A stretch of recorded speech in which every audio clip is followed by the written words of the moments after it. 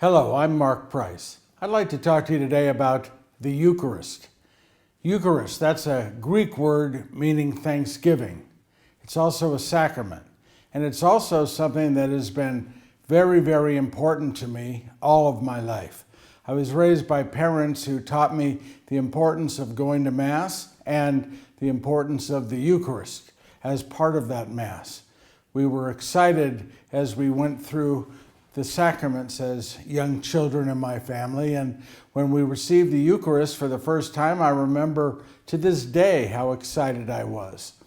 For the last 50 years, there have been a series of studies, a series of polls, a series of surveys talking to people about the going to church, the Eucharist, and what religion and what God means to them. And progressively over the last 50 years, less and less people are showing an interest in God, in church, and certainly in the Eucharist. I remember about 30 years ago, a very good priest friend of mine asked me, "Mark, what do you think? You're in ministry. What do you think about the Eucharist? Do you think that people believe in it?" And I said, "No, I'm afraid I do not." I think that we had reached, even back 30 years ago, a point where people were going through the motions as they go up to receive communion, to receive Christ in the Eucharist. And the belief in what the Eucharist means, the understanding, the embracing of the truth behind the Eucharist, I think has been fading away in the minds and the hearts of many good people of faith. And this was 30 years ago. The Eucharist has been important to me because my parents instilled it in me all those many years ago. But the one thing that really changed my focus was when I attended a Mass about 50 years ago at a church called St. Martin of Tours in La Mesa, California. And it was a midweek Mass during Lent, I remember. And they had a visiting priest. He was from Ireland.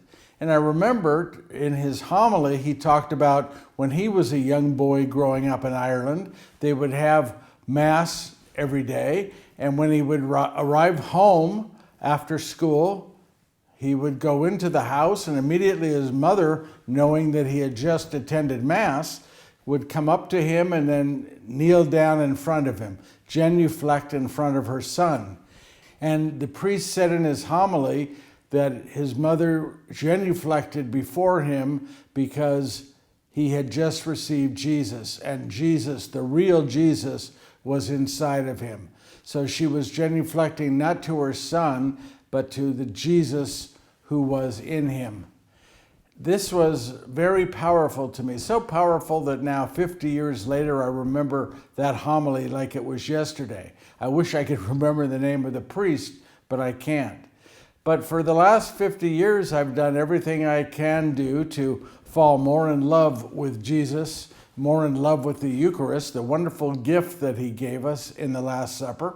And I've done everything I can to read everything there is to find about it, from the traditions of the early church to the theology of Thomas Aquinas, to even much more recent books like The Lamb's Supper by Scott Hahn, a wonderful book that parallels the book of Revelation with the Mass. And my love and my knowledge of the Eucharist is something that I want to share. I want to share with everybody who will listen. And I'm hoping that you will consider inviting me to speak to your group, your congregation, and share my love and my knowledge of the Eucharist. I'll share the history of the Eucharist, the power of the Eucharist, and the future of the Eucharist.